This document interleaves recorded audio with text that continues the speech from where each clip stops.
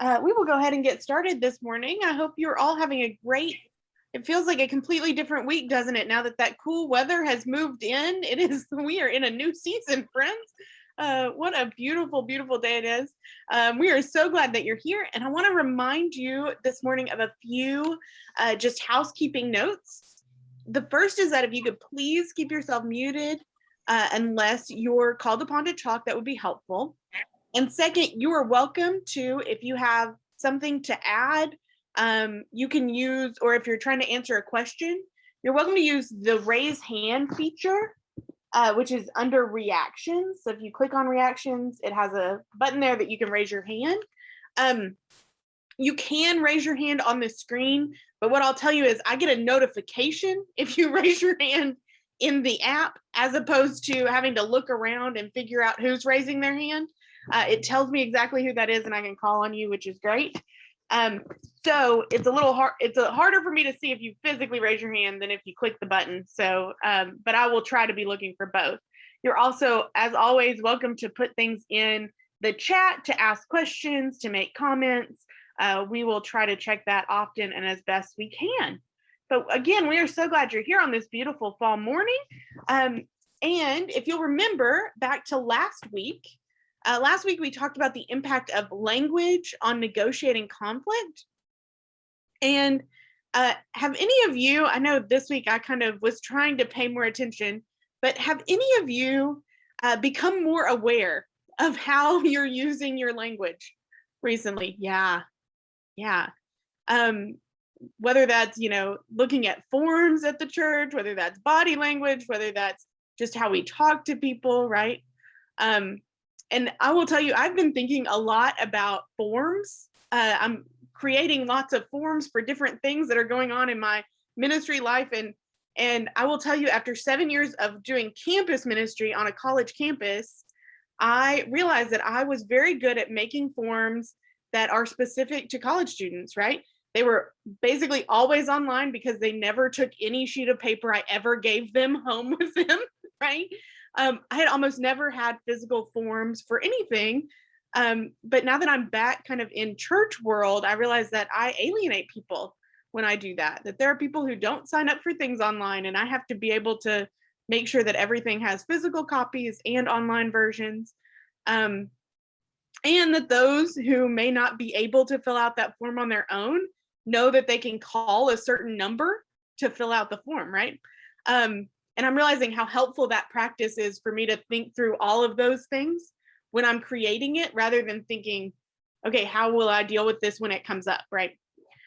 So if you think about your homework last week was, well, before we get to that, did anyone else have a moment that they wanted to share with us where they've been thinking about these ideas of language? Yeah, Mary Liz. All right. I actually was in church service yesterday at the Pulaski Heights Sanctuary service, which is very formal. And we were a little late, of course, and had to crawl over this one man. And as I sat down next to him, I realized he was from off the streets. He had on shorts and a t-shirt. And I worried at first, everything's in a bulletin. There's no screens in that service. And I wondered if, I hope he can read because he's not going to be able to participate in service. Thankfully, he had a newspaper with him, so I kind of thought he did know how to read. But then they're like, if you have a prayer request, submit it online. It was all these things are like, yeah, he's not going to be able to connect. And it just it made me sad. It made me really sad about that. And then I started thinking, well, is that ever going to change here at this service? And I went, no, it's not. So, we'll talk more about what it means to have somebody like that visit the church, where they can't connect. And so what can we do differently? It was just here we go. Quintessential moment that we're talking about. Yeah. Mm-hmm. That's a good thing to note and a good thing to share. I think in our technological age, we've almost created, we've created lots of barriers, and it's not just physical barriers. It is really those online barriers too. So absolutely. Any others? Yeah, Asa.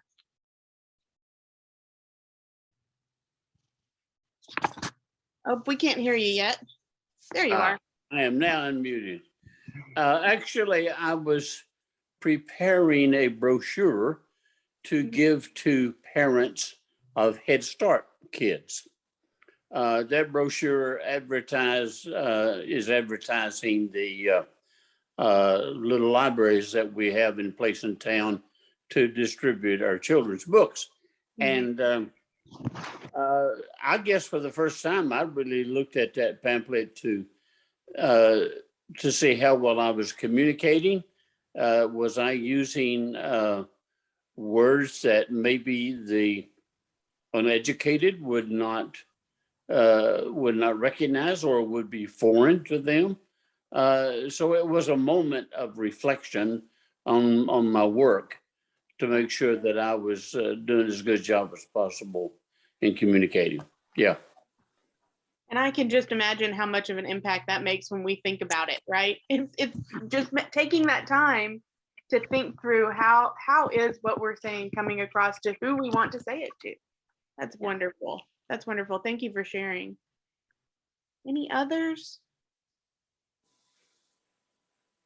All right. Well, your homework this week or last week was to determine if someone with a real need visited your church, what opportunity would they have to express that need? Mary Lewis offered hers. And what hope would they have of having that need met? Did anyone have that chance to think through what opportunities and hopes folks who were visiting you might have?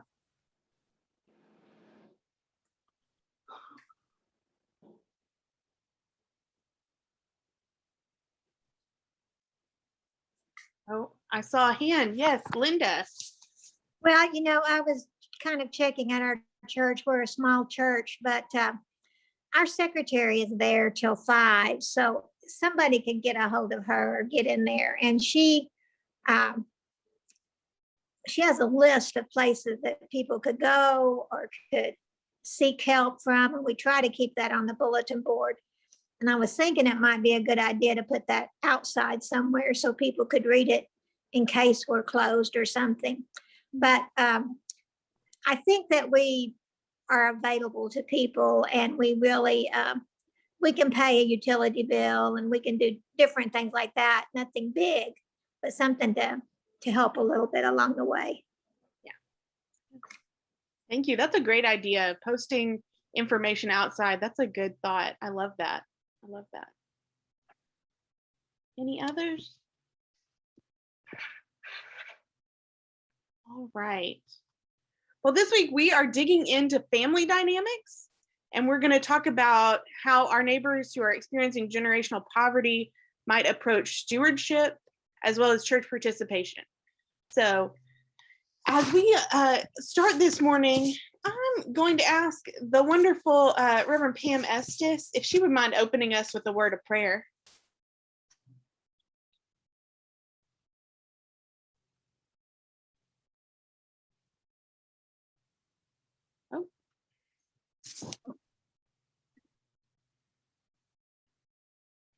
Technical difficulties. I'm here. All right, let's pray.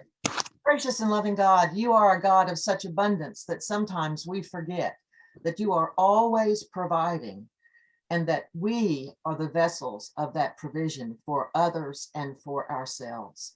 Bless us then in this time of discernment and education, that we may be formed by the Spirit of Christ who invites all to the table of love. And we ask that you help us to see with the eyes of those who have been enlightened by the Spirit of Jesus Christ, in whose name and power we pray. Amen. Amen. Right. Well, friends, we're going to start with a scripture this morning. It's a really short one, but I think it's an interesting one as we think about family dynamics. This comes from Proverbs chapter 17, verse 17. It says, "Friends love all the time, and kinsfolk are born for times of trouble." Kinsfolk are born for times of trouble. Now, this scripture makes me think of perhaps a saying that we have which is this: blood is thicker than water. You've heard that one, right? And what does that mean for us, right? It means that relationships and loyalty lie with family. That's the important relationships that we build. Those are with family. But when we think about family in the context of class, there are a few things that we really need to keep in mind, right? Now, and I'll just let you raise your hands on the screen, but have any of you worked on any sort of genealogical studies of your family and your ancestry? Yeah. It's fascinating, right? This is something, they make TV shows about it now. Looking for your family trees and celebrity, like searching for your family. It's all really cool stuff. I'll admit that a few Christmases ago, I received the gift of an ancestry DNA kit. And so I started looking into my family. And it was funny because I was telling my uncle about it. He said, "Oh, I have a book that documents all of our family, for about 10 generations or so back to England," which made me find out that I had a Methodist pastor about 8 generations before me who was a Quaker turned Methodist minister, which was kind of cool. But it's interesting because on that same side of my family tree, I have a lot of question marks, right? Because my grandfather had divorced my grandmother and ended up in a lot of, I have a lot of half aunts and uncles that I do not understand how I'm related to, and I can't find documentation because he was never married to those folks, right? And these are things I learned as I was doing my ancestry test, because those last names that I was related to were not last names that I knew, but they were relatively close relations to me. And so this kind of points to some of the difficulty that we can have when we think about genealogy, because it is a function of race. It's a function of class, right? The ability to look back over generations and record and see what was recorded, what was written down, depends on who was keeping those records, right? Who got to say when a marriage was legal, who documented whose kids were where, right? Creating those family trees is certainly something that happens because we have the documentation to show us how that works, right? Now, our book points out that in middle-class homes, we tend to formalize relationships with legal marriages, right? So even when the family trees are complicated, they're at least clear as to how people relate to one another because there's some kind of official relationship, right? But legal marriage is only necessary, and I love that Ruby Payne and Bill Alig point this out, but they say legal marriage is only necessary when property is involved, right? They say when a person is living in poverty, there isn't property to divide, and so legally binding relationships are sometimes deemed unnecessary. This means that families in generational poverty in particular tend to be matriarchal in the fact that all relationships of import flow through the mother or the grandmother, and they tend not to have those legal marriages. There may be some common law marriages or some understood relationships, but if you were to do what I did, which is go back to that ancestry and look up all the newspaper clippings and all of those pieces of documentation, you wouldn't be able to find them, right? And what this means is that the roles of women and men within families of generational poverty can be very different. Women tend to take on the role of caretaker, while men tend to be protectors. And they point out that women therefore stay. They tend to be the key spoke in the wheel, so to speak. And that's why but men, on the other hand, tend to be in and out of those relationships, and therefore may not be as central to the family dynamics. So the forging and breaking of bonds can lead to a very unstable life for the children, especially, who are caught in the middle. Now, again, I want to point out, these are generalizations. This is not true of every family. And we're really talking about generational poverty. So generation after generation being in this cycle of poverty. But what are some of the key ideas that you saw from the book that maybe stood out to you? And we're looking at, I believe it's chapter 5.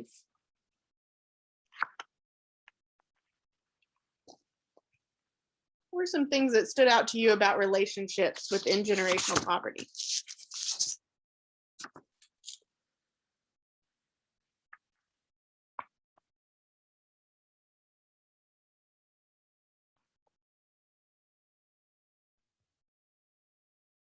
Oh, I see Terry. Yeah, I thought about when I was reading about the questions we had on our food pantry form. And we tried, of course, we're not asking any questions right now. We're just, giving as they come and not worrying about it. But when we did, and maybe when we go back to it, I know some of them had a hard time about where they live, how many kids they have. And we have to have some of that information for the food bank, in order to keep good with them. So I always tell them that it doesn't matter what, I just have to have this, for our records. And so we really tried to have all our people that were checking them in be sensitive to that. Yeah. And then the other thing is the language. Sometimes when our Hispanic people came, we didn't have anybody to help. So we had the El Zocalo folks write us out a whole list of phrases that we could do. And of course, while we had Reverend Lapita with us, then, she was able to help us some. Yeah. So there are some real issues with that I think it's good to be aware of.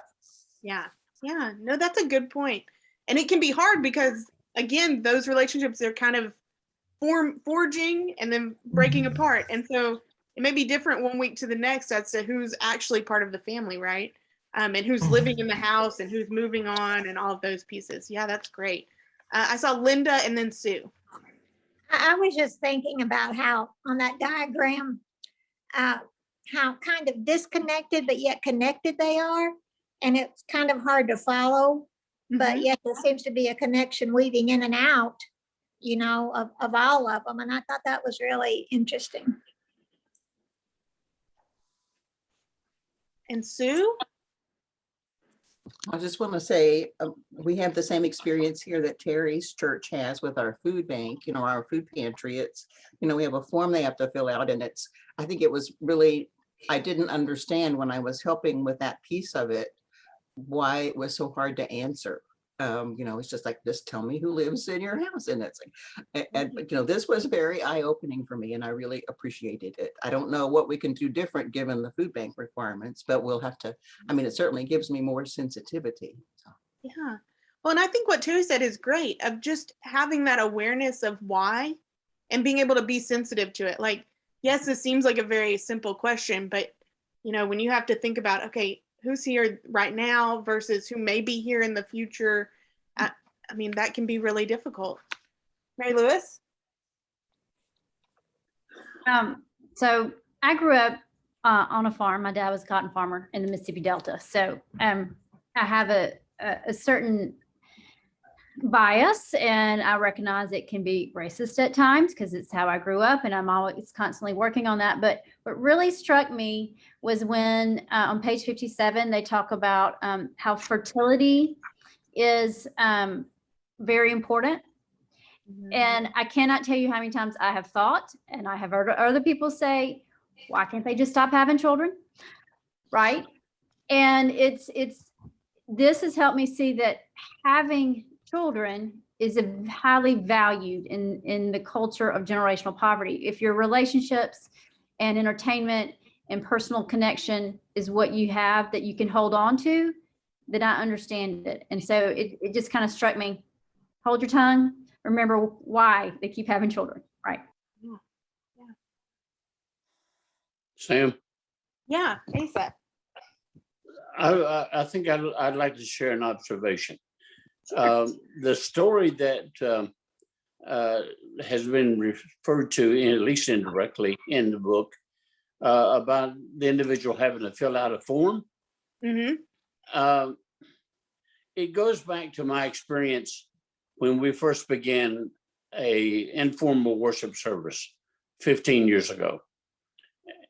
One of the things that we struggled with was for people to be comfortable. And in order to build relationship, they had to be comfortable with us, which means you can't ask them 20 questions and expect them to be comfortable. You put them on the defensive. They're embarrassed because their son has an illegitimate child, because they know that violates the standard that you have.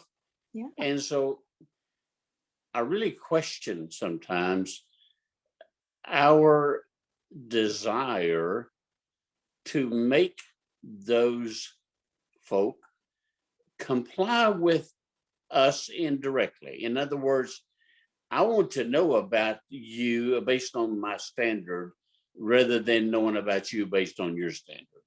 And if you'll allow me one more, we had one particular woman who showed up unannounced for this worship service, and she became regular. And all I could get out of her was her name. And about 4 weeks later, she told me she worked at Fred's. And about 4 weeks later, she told me she had a son. And you know, it was very slow coming. Yeah. I still don't know an awful lot about her, but she was faithful for 2 years until, well, that's another story. But anyway, what I'm trying to say is, we, in our eagerness to be modern and contemporary and fill out our forms and gather all this information and this kind of thing, I think we forget who we're talking to. Yeah, we can certainly forget the person in front of us for the information that we want or need, right? That we forget that that's a person who's beside us, who's in front of us. And yeah, you're absolutely right. I also hear, I mean, I know from experience of working with especially food pantries, there are certain things that are required that it makes a huge difference as to how you present that to someone. You know, I remember working with college students with a mobile food pantry, and we would ask for certain documentation, and people would say, well, we don't want to give that to you. And I would say, well, that's all right. What can you, what are you able to give to me this time? And so there were some ways that we could work around it. And then there are other times when I'm sure, as Pam is pointing out, that you have certain requirements that you have to meet because you are part of a federal program, which just shows us also how it's not just churches, it's everybody who can kind of, all of it comes together. It's not just us who do this. It's kind of, how do you file for SNAP benefits, right? It's a long drawn out process, or WIC, or any of those things. I mean, there's a lot of ways in which we can alienate folks, right? Yeah. Any other things that kind of stood out to you from this chapter? I know one of the things I wrote down that I thought was really interesting in terms of these relationships was how they change based on other people, right? That roles change within the situation. So if one of the men in the family who is deemed to be the protector loses their livelihood, loses their job, they may become that fighter, that lover personality, right? Which may mean that when a fight happens, the person who's normally taking care of everyone has to go and rescue that person. And so I just thought the dynamics were an interesting thing, because that's not something I've lived or experienced, but it's certainly something it helps me to put a framework around it, right? Yeah. Samantha, Yes. my thoughts were personal in that I taught home economics, and I just cringe at all the things that were in our curriculum and the things that we did, but this could translate to Sunday school and youth group and children. And I think about, when we expect them to wear, like we would have color days for Bible school, and some churches are having father-daughter dances. My daughter on Dads with Donut Day, I let her skip school. I mean, and you do not want to go start your day at school with all these dads you know, if you don't have a dad. But anyway, just all those things we assume about families and talking with our youth and children. And I thought of clothes and the projects and whatever, just being extra sensitive to that. Yeah, absolutely. Absolutely. That actually ties into what I was going to ask next, which is, as we think about kind of all of these dynamics that we've read, all of these things that we've talked about, what does that mean for us to engage with our families and especially with children? And how does this help us to relate, right? I know one of the things that I've noticed about our conference children's ministry coordinator, Melinda Shunk, is that she always uses the term when she's talking to a kid about, you know, who they need to go to get permission or whatever. She always refers to that adult as their grown up. She doesn't talk about a mom or a dad or a grandparent or a guardian, which is kind of a weird word. She says, okay, who's your grown up? Like, who is the person who's caring for you? And she does that to make sure that children who are in foster care or children who have really complicated relationships do. But that's something that we can totally adopt in our ministries, right? That's an easy switch that we can make in our language that kind of can cue into, look, we understand that this may be more difficult or more complicated than we typically would think.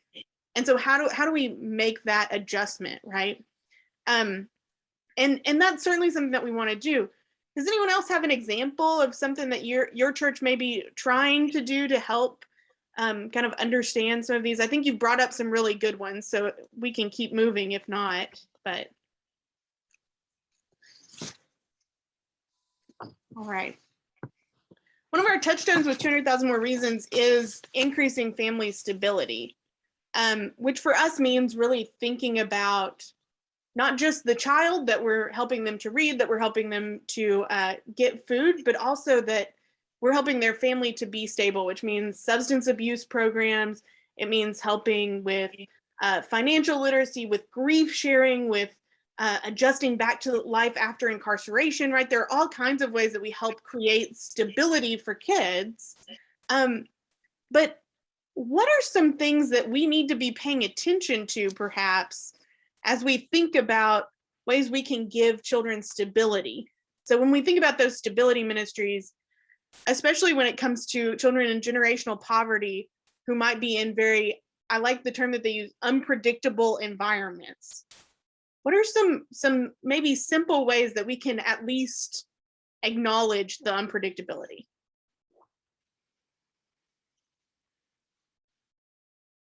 Any thoughts?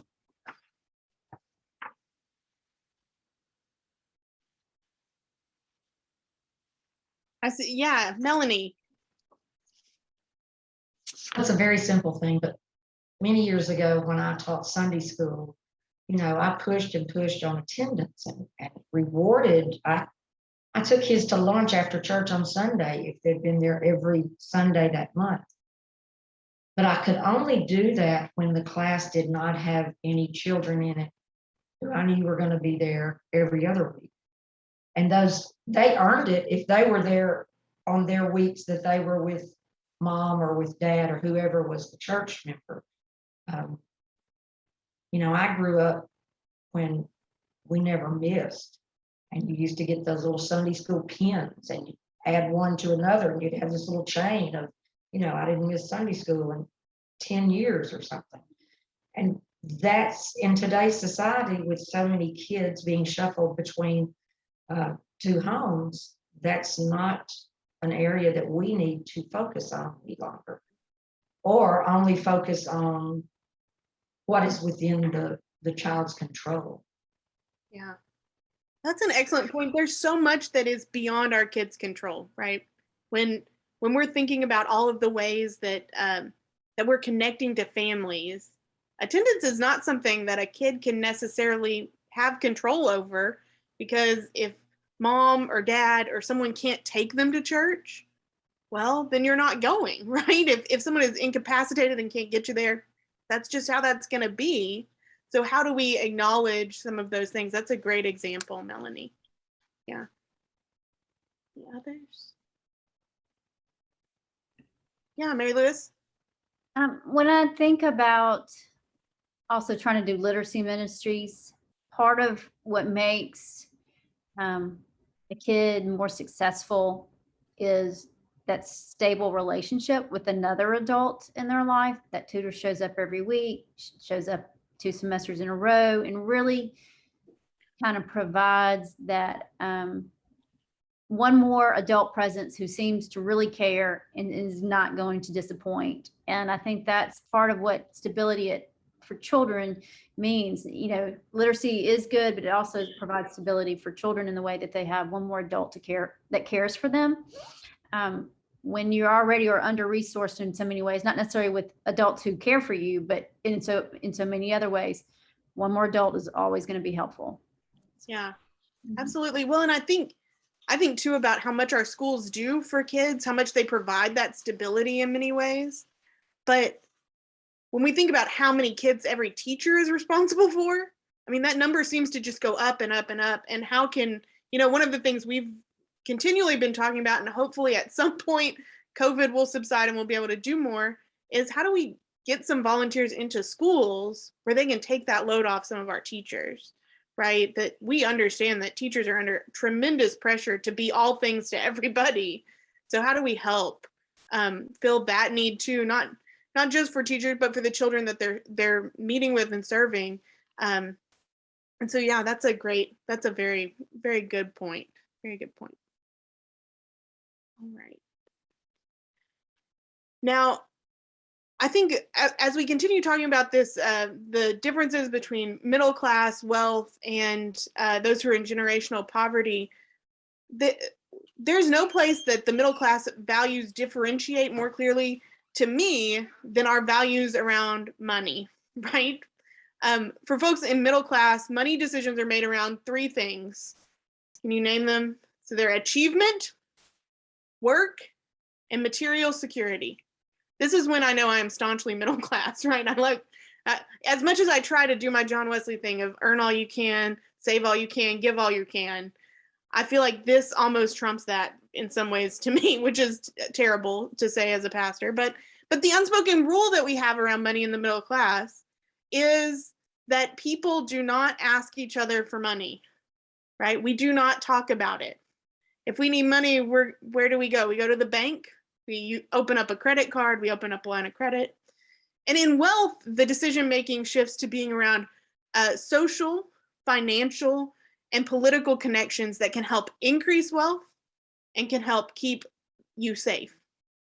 But again, the rule about money is that you don't talk about it.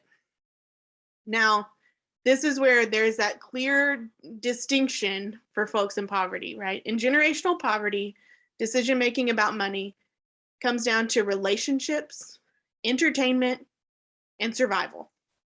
So if I ask you for money and you have it, then you need to share it with me, right? That is the unspoken rule. And it's funny because Reverend Paul Atkins said our very first week that perhaps the unspoken rules of poverty are more closely aligned to the gospel than we would really like for them to be, right? Because that's how Jesus spoke about money. So that it's not ours, it's God's, right? And it certainly doesn't always fit with our norms and values when we are living in wealth or in the middle class.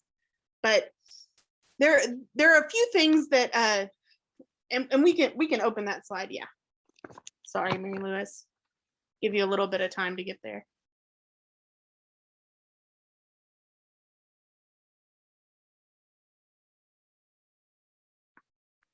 There we go. So it's noted in our book that individuals who are in generational poverty tend to not have checking accounts because they kind of mistrust our financial institutions. They don't support causes in which there's not a personal relationship. Now, I'd argue that that is something that a lot of us are moving toward, right? We don't have a personal relationship to the cause. It tends to be hard because there are lots of causes out there that want our support. Folks in generational poverty do not understand church budgets or the need to account for money. So they may not really understand when you talk about, well, our benevolence fund is low, we can't do that this month, or you'll have to wait a little while, right? Sometimes folks who are in generational poverty will come to church to request money, right? We've all had this happen either during the week or even on Sundays. and they tend not to plan their own budgets. So what is it that we can do when it comes to financial, to helping with money management, with money understanding? How do we relate to folks who are in poverty when all of these things are very different than perhaps the background that we have, right?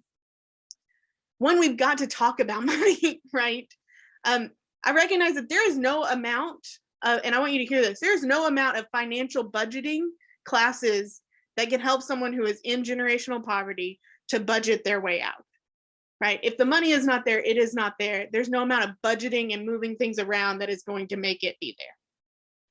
But there are things that churches can do to help people who are struggling, right?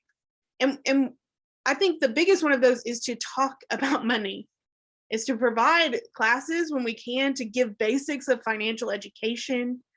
But this goes against all of our instincts in some ways as folks in the middle class, because we don't want to talk about it. And so if we can get past that place where we're offering it to ourselves, where then we can invite folks in, that's a great way to begin. But I want to tell you something that I found fascinating, and this goes kind of beyond the book, so excuse me for a second for this moment of like personal privilege. But did you know that fewer than 4 in 10 Americans have enough money in savings to pay for an unexpected $1,000 expense in cash? I want you to think about that. Fewer than 4 in 10 Americans have enough in savings to pay for an unexpected $1,000 expense in cash. What sort of things could cause that, right? That is a car accident, needing to pay for, some sort of accident that's happened. It could be a dental expense, or I know if you've ever been shocked by needing like to pay for a crown when you, for some reason, your insurance isn't wanting to cover it, it's crazy. Or it could mean losing employment. I mean, we saw that during the pandemic, things could change quickly from one day to the next. And so the question becomes, where do you turn when you need access to funds quickly, right? And then where might someone in generational poverty turn? And one of the things that came up is that while in Arkansas, payday lending, who can explain, is anyone good at understanding what payday lending is? Do I need to make a little explainer? So basically a payday loan is one that you take out a loan before your paycheck comes in, and it may be a small loan, but it can carry a really high, you can see here in the US, that average payday loan can carry an APR of 391%. That's just crazy, right? But if you don't have access to other forms of credit, if your credit's really low, then this may be the option that you seek, because it's fast and it's easy, right? Because once you're in it, you get kind of in a trap. Now, there are ways that people can get around our laws in Arkansas around payday loans. I mean, check cashing itself. If you receive a check for something and you don't have a bank account because you're in generational poverty, mistrust the institution, you might turn to a check cashing place that has some predatory fees, right? How likely are you to report that to the Attorney General's office? Probably not, right? And payday lenders have moved online. There are online services. You can create a loan from your phone these days. So when we think of things that can make a big difference, I think it's really interesting to think about the ways that the church can get involved in this. And these statistics are from the General Board of Church and Society, and they lay out, I'll put it in the comments here in a minute, but there's a faith and facts card from them that lays out the scripture, the words from the book of discipline, what faith leaders have said about unjust lending practices, and things that we should just know about unjust lending. And so when we talk about responsible lending, we're really talking about making sure that that folks can get money when they need it. And I'm not talking about huge loans. Like, these are not $10,000 loans. There are folks who are taking out payday loans for $350, and then it's ballooned the amount that they are trying to repay to so much that they get stuck in this debt trap, right? And so I wanted to share with you a couple of things that some churches, both in our denomination and outside our denomination, have done to kind of help with some of this. And the first is out of Texas. There was a Baptist church that wanted to offer an alternative to payday loans in their community. They're in the Oak Cliff neighborhood of Dallas. If you know, that's a very low income area. And so they actually teamed up with a credit union that was there, a historically Black owned credit union. And their church raised money to provide through that credit union what they call Liberty loans. And so these are $200 to $500 loans that can be paid off over the course of 6 months. And what they did is they realized that folks who were taking out these payday loans, what the lenders would do is only when you failed to pay would they report you. Okay, so if you failed to pay, they would report and it would dock your credit. But if you did pay off your payday loan, they wouldn't say anything, so it wouldn't help your credit at all, right? And so what this credit union did with this church's help is they began to report when people were paying back their loans at regular interest rates, and it helped people to build their credit. In fact, they gave a testimonial of someone who had gone from, having all of these huge payday loans to having this account with the credit union where they were getting ready to buy a house, right? I also want to point out that there's a United Methodist Church, University United Methodist Church in Austin, Texas, that's practicing something called micro lending. And they're helping people who may not have other access to funds be able to expand their livelihoods by offering $1,000 loans to small businesses that need a jump start. But they make sure that those businesses fall within the parameters that their church sets. So they may be looking for female-owned businesses or businesses owned by folks of color, or businesses that are good for the environment and are looking to change some of their practices so that they do that. But what they did is they raised about $5,000 to start, and then they had folks apply for these loans. And I'll give you some examples. There's a female-owned bakery truck that received a loan to purchase a new ventilation system that then they could pay off. It was just $1,000 loan from the church. And of course, as they bring these loans out into the community, the money comes back into the church, right? So it's not like it's going away. But or a jewelry maker who needed to replace a laptop, right? They were able to do something small that otherwise that person would have had to take another job, would have had to figure out some other way of getting that money that may not have been responsible lending, right? And these kinds of loans really help the community, and they see that they can be paid back to allow more loans to come forth, right?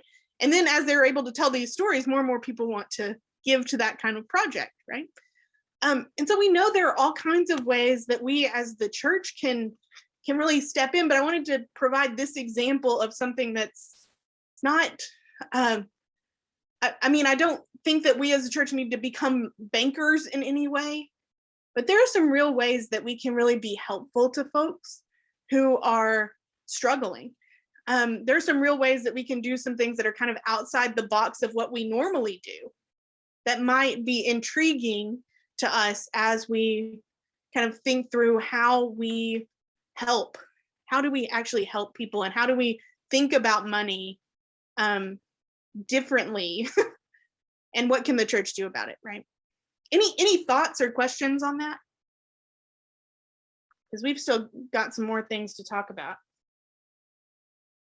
All right. So I know that this is the whole reason a lot of you are here, and we're going to talk about why that is. But one of the biggest questions we're asked with 200,000 More Reasons is, but when will our church see the fruit of our outreach and compassion ministries? When are we going to see all those people who come and want something from us come into our church and be a part of our pews, right? And I think really to begin to answer that question, we need to talk about what church participation means for folks who are living in generational poverty. First, participation in church, just as Melanie had pointed out with school, it is sporadic, right? And participation in church can be sporadic for folks. And women tend to participate more than men. Men, especially between the ages of 18 and 45, typically aren't in church, right? And even when families participate in the life of the church, we tend to still have some hidden rules, right? So it's not uncommon for there to be a long list of unspoken rules of things that we may not even realize are rules that help us to conduct our church gatherings. And I will tell you, as someone who visited a lot of churches in my time, I was on a guest preacher circuit for a while, okay? I always went in asking a lot of questions, right? How do you do your prayer requests? At what point do you have your offering?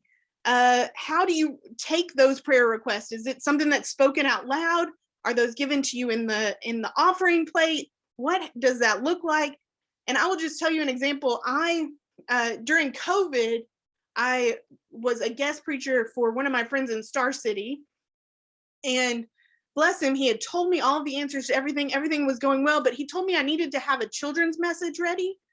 And so, having not been in church, in worship for a while, I invited the kids to come forward, and they all just looked at me, right? Because it was COVID and they knew that they were not supposed to come up there. And it was kind of humorous, right? The congregation got a good laugh. Oh, the guest preacher, she doesn't know what's going on. Ha ha ha, funny. But I will tell you, if that was someone who was not the person in charge, right? If that was someone who was visiting and they did something that kind of stepped off of the rules that were not really written anywhere, but were understood by everybody, how would that be received? Our book poses a question that I find really interesting. It says, do we know what kind of responses exist in our church if something happened where someone were to break our unspoken rules? Maybe a child cries or misbehaves. Maybe someone asked a question during the sermon, right? Or there are conversations about things that aren't usually brought up, right? I remember in seminary, I was serving a downtown congregation in Denver, and we often had visitors who were unhoused or who lived on the street. And the unspoken rule at the church was that anyone could come and have coffee and breakfast, but the expectation that we had was that you would participate in the service after you'd eaten, right? We expected that would be your entryway, and then you would come up and join us in worship, right? Well, there was one particular winter that it was during the Occupy Wall Street movement. And we had lots of people who were doing some urban camping downtown, and they saw our beautiful building, heard about the free coffee and the donuts, and started coming into the church. And the thing was, they were never showing up to worship, but they were coming and eating all the donuts and drinking all the coffee, which turned into a quite challenging conversation to have, because their whole point was that there are a lot of wealthy folks who are not sharing the wealth, right? And it was complicated by the fact that our highly institutionalized looking church was exactly the kind of place that their demonstration was against, right? And so it becomes really difficult sometimes to think about, what are our hidden rules? What are the things that we don't say, but that we expect? And so we're going to take just a little bit of time to divide up into groups. And we're going to talk about this, about what happens, or what have you witnessed happen when someone has broken the hidden rules of your church? How might you envision redesigning your gathering to be more open to when that happens? Or do you think this could require having a separate gathering time? And what are the challenges that exist around that? Okay, so you can take a little picture of this, you can screenshot it. You need to pull out your camera and take a picture, you can. Otherwise, we'll put those questions in the chat too. But we're gonna break out into our groups for about 5 minutes, talk about this, and then we'll come back together. Jacob, can you break us out into our breakout rooms? Certainly, just a second. Groups of 5, okay? Sure. All right. Everyone will be moving to your rooms, and you'll have a timer in the corner letting you know when your 5 minutes are up. I came back and I was muted. I'm sorry. I just wanted to say, I think that was, we had a great conversation about everything, including coffee cups, which I think is how God sometimes speaks to us in our morning coffee, right? But I hope that your time together was equally beneficial as you think about, you know, how our hidden rules are actually sometimes we need to rethink them, right? And we need to understand why they exist, and make sure that we're truly a welcoming place for everyone to be a part of our communities of faith. Well, I'm going to turn it over real fast to Mary Lewis. She's got our assignment for next week, and it is a good one. It's a good one. So the last chapter that we studied this week kind of starts transitioning us in the book as well into thinking about how to involve those that we serve in our compassionate ministries in the church. And so the next 3 chapters, we're going to kind of delve in that a little bit more. Thankfully, they put the onus on the church and not those who are visiting. And I think that's where it needs to be. Also, at the basis of this is an assumption that everybody we encounter is going to want to be in the church. And so we have to recognize that's not the case. And so we'll be really kind of looking at how do we create a context in which if people want to be connected to the church in a deeper way, how are we going to do that? So your homework is to answer a few questions, and I have those on the Google Drive if you want to go in there and look at the questions under week 3. The first question is, how did you come to the church that you are a part of? And what keeps you there? So why are you at the church you are, and what's keeping you there? And then the second question is, why would someone from the outside, or specifically from one of your compassionate ministries, want to visit or be a part of your church? How would they connect knowing what you know about your church? So you're really kind of looking at what keeps you connected and how does somebody from a different economic class or a different situation in life connect? Is there a possibility for connection? And then we'll talk a little bit more next week about resources for human capacity and how the church can connect around those resources. So that's kind of where we're going. So we're getting you to think a little bit ahead. Next week, we'll open with those questions for sure. And we are finishing right on time, thankfully, but we need someone who would be willing to close us out in prayer. Melanie, you're right in the middle of my screen. Would you close us out, Melanie Churchill? Oh, you're on mute. You're on mute. If I stay muted, then it's much more comfortable for me to pray in public when you can't hear me. Let us pray. Heavenly Father, we thank you that we have people interested enough in sharing your word, that they recognize their own limitations and are willing to study more and to learn about other cultures, other financial situations. We thank you for these leaders who are offering the study and for their work. Go with us now, each into our own communities, our own circles, our own churches, and make us cognizant of how we interact with all those around us. In Jesus' name we pray. Amen. Amen. Thank you all so much for being here, and we will see you next week. Same time, same Zoom link. We will see you here. Have a blessed week, everyone. Bye now.